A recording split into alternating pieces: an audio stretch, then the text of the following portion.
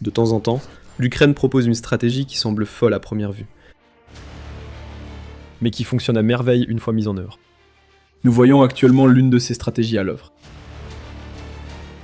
L'Ukraine a identifié le point faible le plus étrange de la machine militaire russe. Et elle l'attaque avec enthousiasme.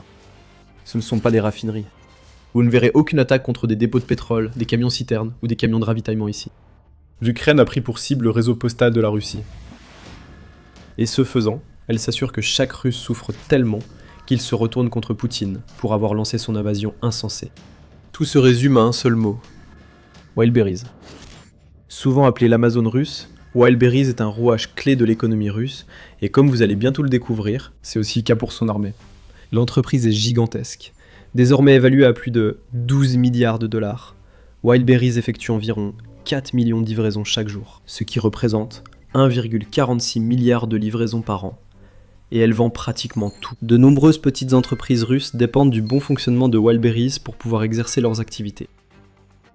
L'entreprise fait partie des rares en Russie à obtenir des produits censés être visés par des sanctions, y compris des articles de grandes marques, des drones, et certains composants qui par hasard ont des applications militaires. Le russe moyen n'y voit que leur version d'Amazon. L'Ukraine y a vu une cible. Récemment, l'Ukraine a visé Wildberries avec des frappes de drones répétées, réduisant en cendres les entrepôts d'entreprise. Au cours du week-end, à partir du 18 juillet, l'Ukraine a frappé l'entrepôt Wildberries à Elektrostal, qui se trouve à seulement quelques kilomètres de Moscou. L'entrepôt a brûlé. Une nouvelle frappe à Kotovsk, région de Tambov en Russie, à environ 400 km de la frontière ukrainienne, a détruit un deuxième entrepôt. Des victimes ont été recensées. La Russie indique que plus de 80 blessés et 8 morts sont à déplorer lors de ces premières frappes, et que les deux entrepôts ont été quasiment détruits, selon des images sur les réseaux sociaux, rapporte le Washington Post. L'Ukraine ne s'est pas arrêtée là.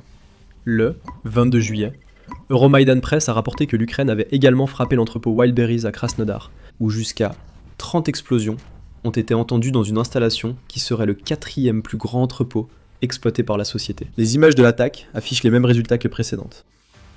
D'immenses incendies font rage, et de grands piliers de fumée noire montent à des kilomètres dans le ciel. À Nevenomysk, dans la région du Kraï de Stavropol, un autre entrepôt de Wildberries a été frappé par des drones ukrainiens. 6e plus grand du réseau de l'entreprise, cet entrepôt est aussi en flammes. Des images le prouvent. Il y en a d'autres. Un jour ou deux avant ces dernières frappes, l'Ukraine avait également visé le parc logistique Yuzhny-Vrati, à Domodedovo. Wildberries utilise aussi ce complexe. À Kolodino, une frappe a été signalée sur un centre de tri Wildberries, qui selon Euromaidan Press a partiellement détruit 2 grands entrepôts. Wildberries a cette fois nié des dégâts importants. Le renseignement en source ouverte n'ont pas confirmé d'incendie sur le site, ce qui semble confirmer cela. Des rumeurs évoquent une attaque ukrainienne contre une autre installation Wildberries à Podolsk, dans la région de Moscou, mais elle reste non confirmée au moment de la réalisation de cette vidéo. Nous ne voyons pas ici des frappes isolées. C'est une campagne visant à faire tomber l'équivalent russe d'Amazon. L'ampleur des dégâts économiques est énorme. Actuellement, les estimations tournent autour de 2 milliards de dollars en termes de quantité de produits perdus, rapporte le Kiev Post. Ajoutez 300 millions de dollars pour éliminer les débris brûlés des entrepôts et effectuer les réparations. Et Wildberries a un problème de taille. Plus d'un sixième de la valeur totale de l'entreprise est partie en fumée à cause des frappes ukrainiennes. Wildberries a aussi annoncé un programme d'indemnisation pour les familles des victimes des attaques. 12 000 dollars par blessé. 25 000 dollars pour un décès. Voilà la valeur d'une vie humaine chez Wildberries. La Russie est furieuse de ce qui vient de se passer partout sur son territoire. Sans ironie, la Russie accuse l'Ukraine d'attentats terroristes.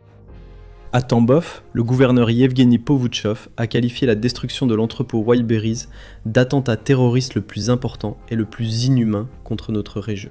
Grigory Karasin, président du comité des affaires internationales du Conseil de la Fédération de Russie, a déclaré « Divers mots et épithètes me viennent à l'esprit en évaluant de tels actes. Je me contenterai d'un seul, honte, a-t-il ajouté. Je suis convaincu que notre réponse sera rapide et résolue. Peut-être pensez-vous qu'ils n'ont pas tort. Wildberries semble avant tout être une entreprise civile, orientée vers les consommateurs. Les personnes qui travaillent dans ces entrepôts ne sont pas des soldats. Ce sont des Russes ordinaires, qui essaient simplement de faire leur travail. Il existe indéniablement une zone grise morale dans les récentes frappes de l'Ukraine, du moins en apparence. Mais l'histoire de Wild Wildberries et les raisons des récentes frappes ukrainiennes sont bien plus complexes. Il ne s'agit pas simplement d'une attaque contre la version russe d'Amazon. Histoire de vengeance, de tractations obscures autour du matériel militaire et de difficultés économiques, et de pression psychologique. Tout cela réuni nous montre la réalité de les frappes contre Wildberries. Nous allons commencer par la vengeance. Voici l'hypocrisie de la Russie. Alors que les gouverneurs et les hauts responsables crient au terrorisme et agissent comme si ce que l'Ukraine vient de faire était d'une manière ou d'une autre sans précédent en 4 ans et demi de combat. Ils ignorent tous commodément le fait que la Russie mène des attaques exactement comme celle-ci. Presque dès le moment où Poutine a réalisé que sa soi-disant opération militaire spéciale n'allait pas être la promenade de santé qu'il avait vendue au peuple russe. Comme le souligne le Kiev Post, la Russie a fait des attaques contre les installations civiles, en particulier celles axées sur la logistique, une clé de sa stratégie lors de l'invasion. Des centaines de milliers de mètres carrés de sites logistiques ont été détruits. Des centaines de milliers de tonnes d'aide humanitaire, des médicaments, des livres, des vivres, et des millions de biens et de colis ont été perdus, déclarent le média. Il précise aussi que la Russie a cherché à paralyser les services postaux privés et publics de l'Ukraine. Plus de 400 véhicules postaux ukrainiens ont été détruits, et plusieurs centaines de succursales du service postal national. Sur le champ de bataille, l'information, c'est le pouvoir. Mais une bataille reste invisible. Chaque jour, des courtiers en données collectent, regroupent et vendent vos données personnelles sans votre connaissance ni votre consentement. Notre sponsor du jour, Inconi, vous aide à effacer ces données de centaines de bases de données en seulement quelques clics. Vos données personnelles et familiales, comme adresse et téléphone, pourraient être en ligne sans que vous le sachiez. Cela peut entraîner des appels indésirables, des arnaques et des vols d'identité. C'est dangereux pour vous et votre famille. C'est pourquoi j'utilise Inconi.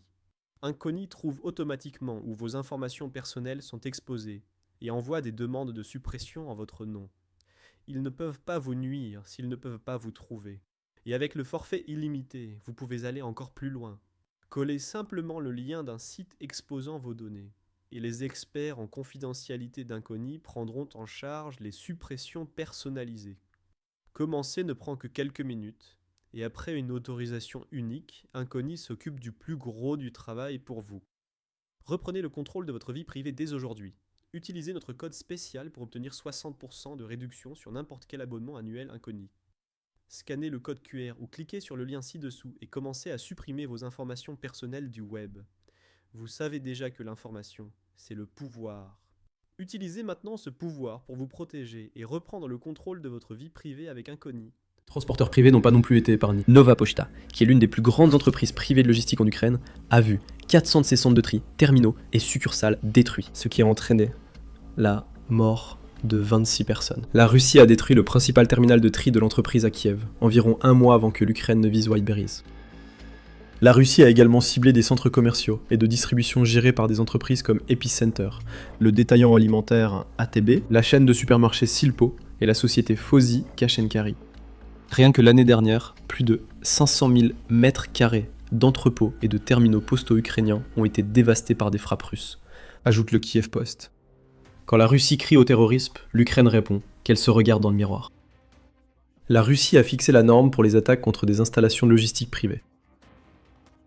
La Russie a d'abord déclaré mener ses frappes pour détruire du matériel militaire et empêcher l'Ukraine d'accéder à des biens sanctionnés.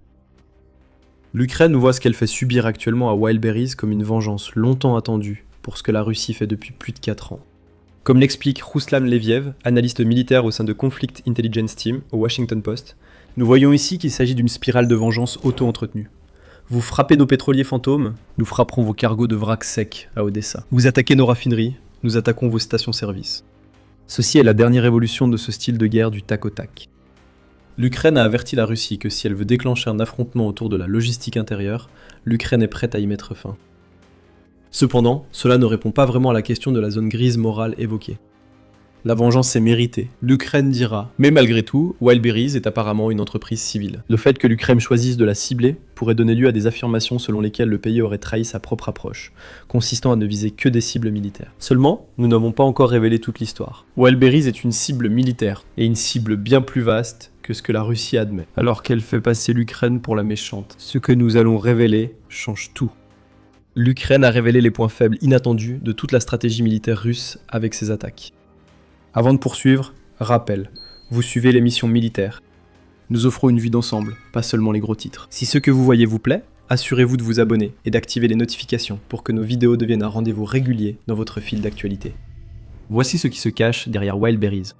L'entreprise joue un rôle clé dans la machine de guerre russe depuis l'invasion lancée par Poutine. Une visite sur le portail e-commerce de l'entreprise le prouve.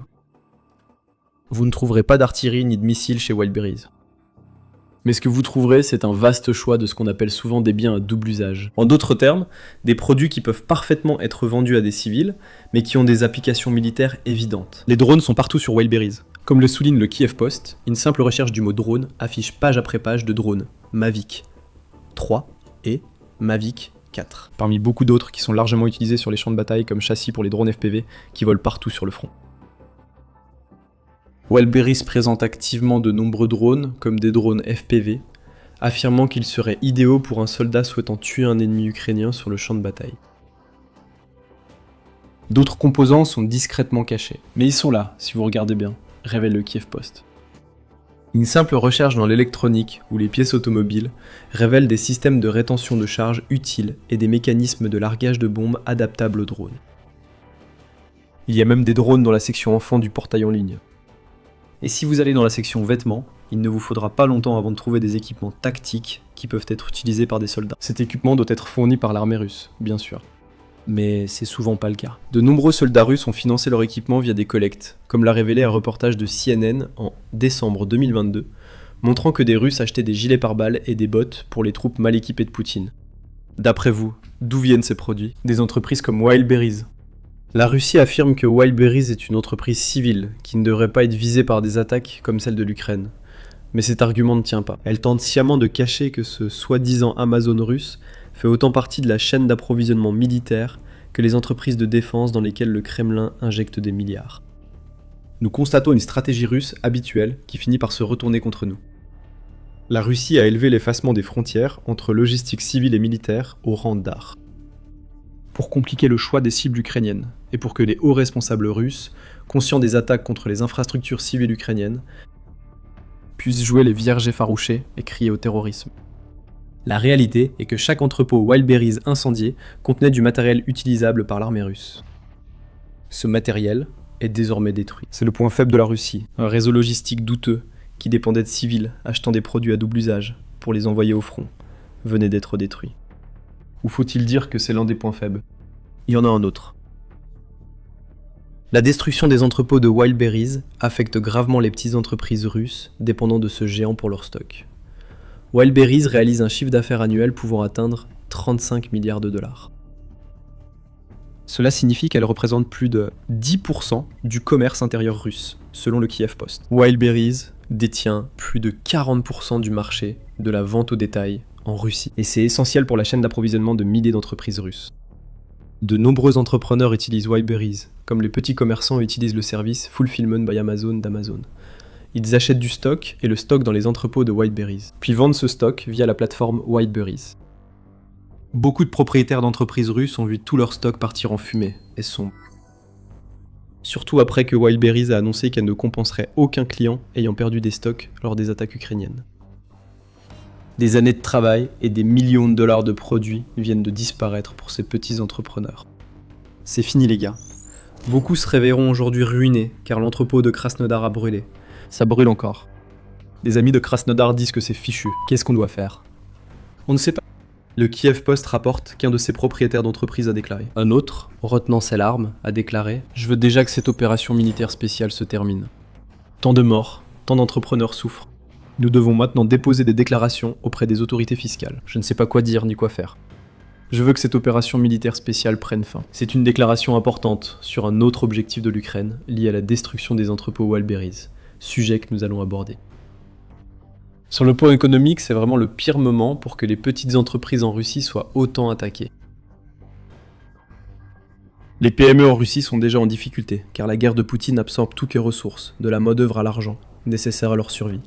Le 15 mai, le Moscow Times a rapporté que 209 000 PME avaient été liquidées en Russie au cours du premier trimestre 2026, ce qui représentait une augmentation de 9% par rapport aux chiffres de l'année précédente. Le commerce de détail a été fortement touché, affectant directement les utilisateurs de Wildberries pour leurs activités.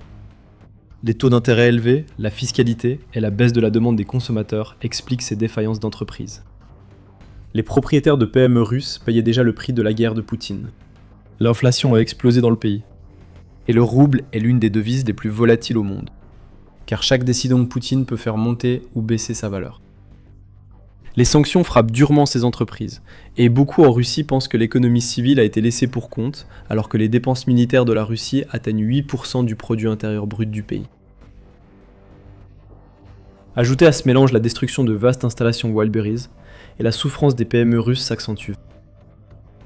Une économie russe déjà en chute sous le poids de l'invasion de l'Ukraine. Une vague de 4 faillites est déjà prévue par le président de l'Union russe des industriels et des entrepreneurs. Alexandre Shokin rapporte New Voice of Ukraine, alors qu'il réagissait à la nouvelle du maintien du taux directeur russe à 14,25% par la Banque centrale. La vague de faillite est maintenant presque certaine. Des centaines, voire des milliers de PME viennent tout juste de voir leur stock partir en fumée, dans les entrepôts de Wildberries, et nous parions que d'autres frappes suivront. Cela nous amène à la dernière raison pour laquelle l'Ukraine a visé les installations de Wildberries. Une pression psychologique sur la population sera inévitablement transférée à Poutine. Depuis le début de sa guerre, Poutine a essayé de convaincre le peuple russe qu'il n'avait rien à craindre. Les combats se déroulent à des centaines et des centaines de kilomètres d'ici, leur disait-il. Ce serait une bataille télévisée, pas sur leur territoire. Tout ce qu'ils avaient à faire, c'était de tenir bon et de laisser l'armée russe faire ce qu'elle est censée faire de mieux. Nous avons constaté que la Russie échoue souvent à atteindre ses objectifs militaires. L'Ukraine est devenue un géant à longue portée en 4 ans et demi. La destruction des entrepôts de Wildberries est peut-être, pour des Russes épuisés par la guerre, le rappel le plus dévastateur depuis des années que le conflit lancé par Poutine est arrivé jusqu'à leur porte. Le Kremlin ne peut le cacher. Des millions de Russes seront touchés par la destruction de ces entrepôts. Des gens qui allaient bien hier se réveilleront ruinés aujourd'hui. Tout cela fait partie du plan de l'Ukraine pour provoquer assez de colère contre Poutine chez son peuple afin qu'il le pousse à mettre fin à la guerre. Vous vous rappelez cette exclamation douloureuse de la cliente de Wildberries qui souhaite la fin de l'opération militaire spéciale ? C'est ce que l'Ukraine veut accomplir. Ce sentiment, cet état d'esprit, plonge tout dans le noir et Poutine en paiera le prix. Comme le dit Andrei Pivovarov, un militant russe vivant en exil, ces attaques ont surtout un effet psychologique. Lorsque Moscou et la région de Moscou voient un énorme panache de fumée s'élever au-dessus des principaux centres logistiques connus de millions de personnes, cela impressionne bien plus que des rapports secs, surtout quand il devient clair qu'on ne peut pas empêcher de telles attaques. Poutine ressent déjà la pression. Selon un article du 19 juin de la Pravda, des sondages internes menés en Russie montrent que plus de 60% des Russes sont maintenant lassés de la guerre sans fin de Poutine. Ils n'en veulent plus. Ils veulent juste retrouver une vie normale. La cote de popularité de Poutine chute aussi. Le même média a rapporté, le 17 juillet, que la cote de popularité de Poutine est tombée à 66%, soit la baisse la plus rapide observée depuis le début de l'invasion. Ne vous laissez pas tromper par le fait que ce chiffre sera accueilli avec enthousiasme par la plupart des dirigeants des nations démocratiques. Poutine est un autocrate. L'opinion publique en Russie serait si contrôlée que personne n'en dit de mal. Un tiers des Russes déclarent ouvertement leur mécontentement envers leurs dirigeants. Il y en a probablement beaucoup d'autres qui ressentent la même chose, mais qui n'ont pas encore le courage d'exprimer leurs sentiments publiquement. Les attaques sur les entrepôts de Wildberries accentuent la colère grandissante contre Poutine. La Russie va accuser l'Ukraine. Elle va construire son récit sur le terrorisme, mais cela ne signifiera pas grand-chose pour les propriétaires d'entreprises qui font faillite, ou pour les soldats en première ligne, qui ne reçoivent plus d'équipement, parce que les gens restés au pays ne peuvent plus leur en acheter. Nous assistons à une évolution de la stratégie de frappe en profondeur de l'Ukraine. Des sites pétroliers et bases militaires seront toujours visés. Plusieurs ont eu lieu les jours où les entrepôts Wildberries ont brûlé. Mais l'Ukraine vient d'ajouter un nouveau type de cible à sa liste. Après l'échec de son invasion initiale, la Russie a cherché à tenir plus longtemps que l'Ukraine, tout en maintenant la stabilité intérieure nécessaire pour soutenir l'invasion de Poutine. Cette stabilité est désormais gravement menacée. Et la première est encore loin d'être atteinte, d'autant que l'OTAN a promis 80 milliards de dollars à l'Ukraine pour les années à venir.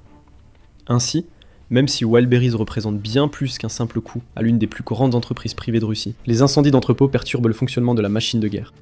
Et Poutine ressent désormais la chaleur des flammes. Avec ses attaques contre Wildberries, l'Ukraine montre qu'elle adapte sans cesse sa stratégie face à la Russie. Une évolution remarquable vient aussi d'avoir lieu sur les côtes de la Crimée. Les drones ukrainiens ont mené une frappe digne d'un film. Et ils l'ont fait d'une manière que nous n'avions jamais vue auparavant. Pour en savoir plus, regardez notre vidéo expliquant cette frappe et ses implications pour l'avenir de la péninsule annexée. Si vous avez aimé cette vidéo, abonnez-vous pour suivre notre couverture de la prochaine manœuvre de l'Ukraine. Merci de nous avoir regardés.